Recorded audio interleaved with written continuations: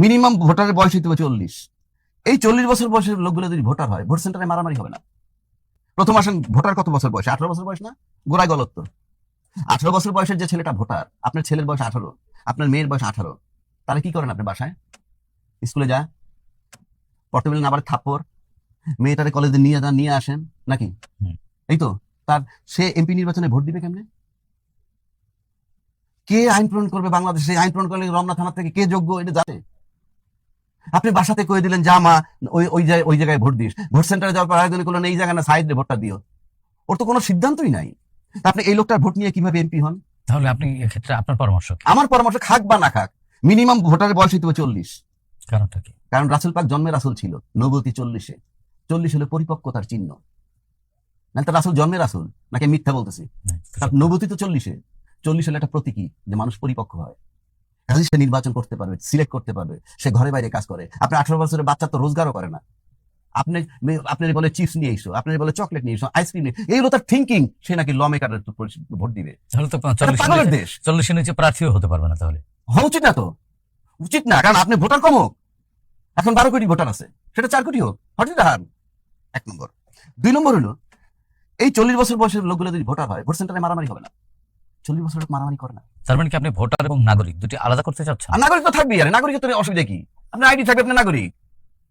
কিন্তু আপনি ভোট সেন্টারে মারামারি কারা করে বলেন তো? বুকে হাত দেন, বুকে হাত দিয়ে বলেন কারা মারি করে? 18 থেকে 25।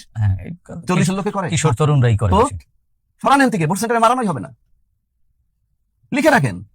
আবার 25 বছর বয়সে এমপি হইতে হবে, পার্লামেন্ট সংসদে আছে। পৃথিবীর কোথাও কেউ এই নজির নেই। হ্যাঁ, এইবার আসেন ওই উন্নত বিশ্বের কথা বলেন তো।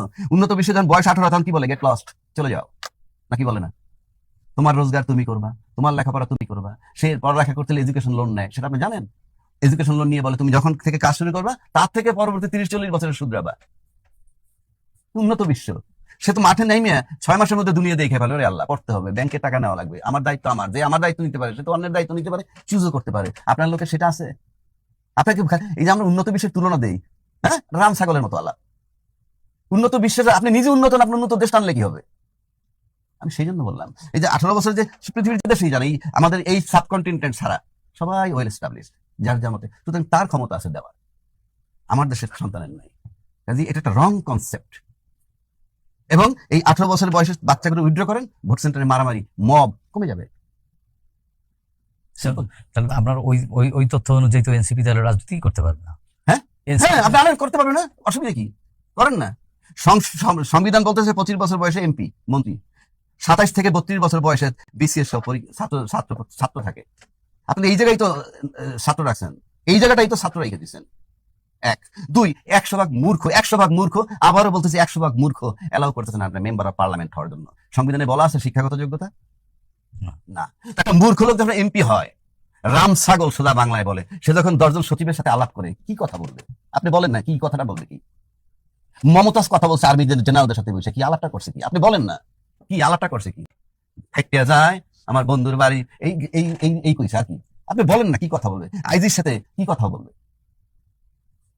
জি, এই দেশটা হলো মূর্খ লোকের জন্য দেশ, এবং পলিটিশিয়ান ইচ্ছাকৃতভাবে বানাইছে, পরিষ্কার।